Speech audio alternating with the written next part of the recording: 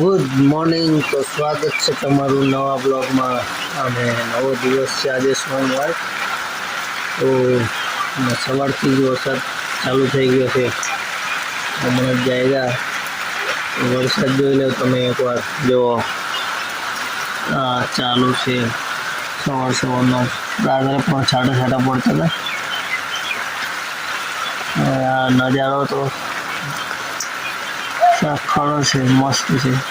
પણ હજુ જોરથી એકાદ વરસાદ આવી જાય, આખું કોતરમાં પાણી થઈ જાય, સફાઈ થઈ જાય તો પછી સારું. કારણ કે ઢોરને પાણી પીવા અને એવું તો હજુ તકલીફ પડે છે.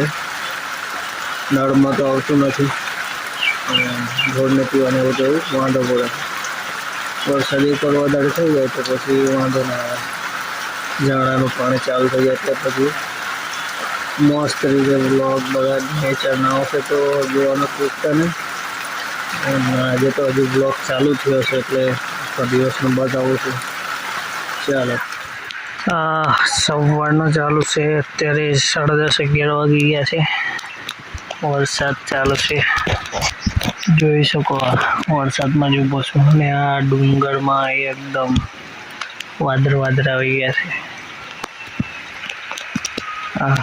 ચોખ્ખા દેખાતા હતા, હમણાં તો વાદળ આવી ગયા છે. તો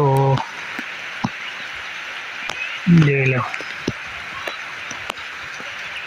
તો વરસાદનો મોસમ છે પણ હજુ વધારે વરસાદ નથી. જે કોતરામાં પાણી થઈ જાય એટલો કોતરામાં, બાકી તો ચાલુ જ છે.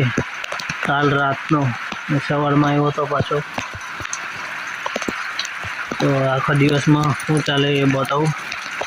ચાલો, બપોરનો 1 વાગી ગયો છે ને હજુ પણ વરસાદ રોકવાનું નામ નથી લેતો. હવે ખુલ્લું નીકળે છે ધીરે ધીરે. ચાલુ જ છે વરસાદ. આ બાજુથી પાણી આવે વાળામાંથી, અહીંયા કીચડ થાય, નાળા બોર. આગળ નાળો છે બીજો. કીચડ 3 વાગી ગયા છે અને ચાલુ જ છે વરસાદ. આ બાજુ ગાડી સીધી થાય છે પંચર હોતી તે.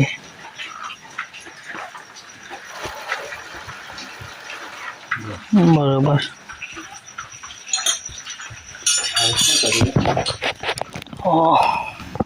હવે ઘરે જાઉં. આ નાળું બહુ ઐતિહાસિક છે. બહુ વર્ષો પહેલાં બન્યું હતું, 15-20 વર્ષ પહેલાં. ફૂલ વરસાદ પડી જાય ને એટલે ત્યાં કોતરમાં પાણી ચાલુ થઈ જાય, ઝારણાનું. આટલું કીચડ બી લગભગ સાફ થઈ જાય, પાણી આવી જાય વરસાદ વધારે પડી જાય તો. બાકી તો હમણાં આવું જ છે, થોડો પડ્યા કરે છે. ચકલીઓ બી આવી ઘરે. સ્પેરો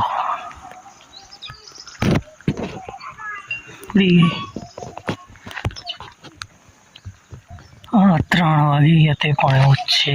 હજુ આ બાજુ આવે છે વરસાદ. ડુંગર છે એ બાજુ.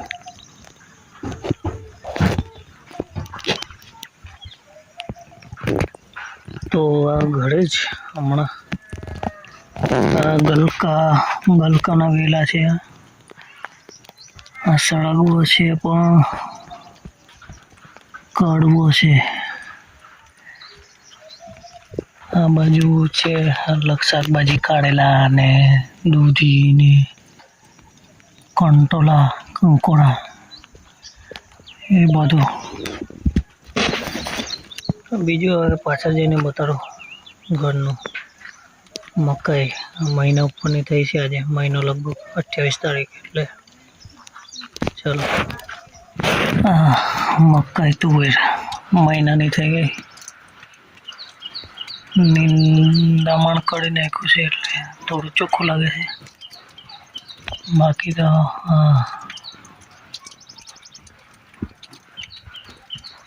હમણાં બંધ થયો વરસાદ 5 વાગ્યા. 5 વાગી ગયા છે સાંજના. વાતાવરણ એવું જ છે પણ હવે રહ્યો છે પણ ખબર નહીં પાછો આવી જાય તો.